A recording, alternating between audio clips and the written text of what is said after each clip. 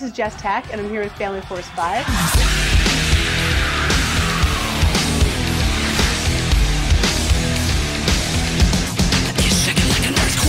You guys are headlining the Dance Party Dance Tour.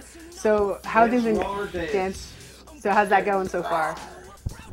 It's going amazing. We're having a great time on this dance tour, and we're just dancing and rawing. So did you guys get to pick who was coming with you on this tour? Yeah, we got to pick them, and there were a lot of people that submitted for the tour. There's been like U2 or something tried to open up, but we were like, no, we really want Secret Handshake and Jonesetta, and they're good friends of ours, good dudes, great music, great times, good oldies, and a lot of high fives happened between us. I'll say that. Probably the most thumbs ups of any tour I've ever been on. I think one of our favorite places was a place in Cincinnati called the Underground, and that was a sold out 1,300 person show, and it was absolute chaos. I really liked Seattle and Portland because we'd never been there, and those crowds were really crazy. Idaho was fun too. Boise, really? Yeah, we played Boise, Ohio.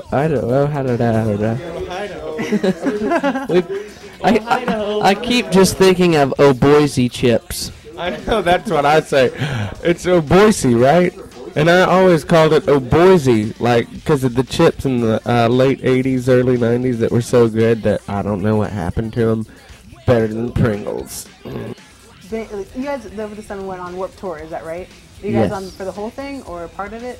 We were on for a month and a half of the Warped Tour, and it was absolutely the most hard work we've ever had to do. But it absolutely paid off because we're selling out shows on the Dance Raw Dance Tour, I think, because of Warped Tour, and our fans are just awesome. We made lasting memories that'll last forever. We made lasting memories that will last like memories. A Warped Tour was new every day. I mean, it was just because you're in a new city and there's new people. And is that a good answer, guys? Yeah. Okay. No, I mean, Warped Tour is awesome just because it is a lot of hard work. You're up at 7:30. You're trying to go out there and like hustle your CDs to the big lines outside and in front, and like, you know, that's what you got to do. You got to hustle.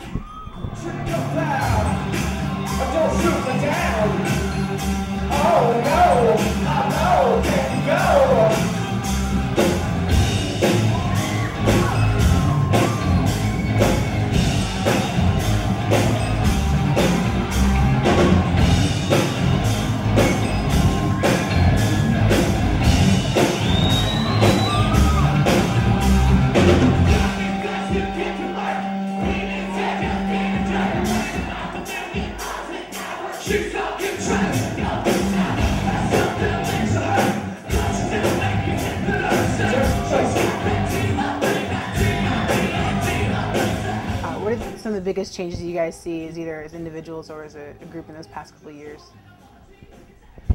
We finally got a bus and moved from a van to a bus, and that's probably the biggest change for us because we're not sleeping on van benches anymore in people's floor. We get to sleep in our own bus that we got. Bus. It seems that the fans are getting crazier and crazier at each show. The start of this tour, the very start, was in St. Louis, and we'd never had a crowd come up on stage. They usually come up towards the end of the song. I mean, towards the end of the set, like we've got an hour set, and they come up kind of on the last song, and like a bunch of people get on stage, and they're like, "Oh, it's a free-for-all party." But these kids in St. Louis and a couple other dates, like they got up like as soon as we started into our second song, and we're like, "You gotta back up. We gotta be up here too." But it ended up just us being on the drum riser, and so the whole crowd was on our stage, and it just, I don't know. Every night is a bigger party, or I don't know. It's crazy. It's fun though. I'll tell you. Test. Is it working? Okay. I'll tell you one of the coolest things that's happened on this tour so far, and it happened last night. We stopped for a Walmart run to restock the food in the bus, and we left Soul Glow Activator at Walmart and had to turn around, drove for about 45 minutes and had to turn around and go back and get him. And he didn't have his cell phone, so he's in there asking people to use his cell phone. Our dad called us at like 4 in the morning. Hey, man, hey, go get Sally. He's at Walmart. So that's what we did. We went and picked him up. How does that make you feel? It made me feel, I went, you're supposed to, you know, tell somebody, but I just told my wife, and she went to sleep on the bus, and I didn't tell anybody else. And I went in there, and I came out, and As Cities Burns bus was out in the parking lot, and I was like, well, that's not my bus. I don't know, I automatically went back to when I was 5 years old, and when you can't find your mom at all in Kmart or Walmart or something, and you kind of panic for a little bit. I had to borrow some people's cell phones. I had to bug people like a bum. That was kind of uncomfortable, but you know, they were pretty cool about it.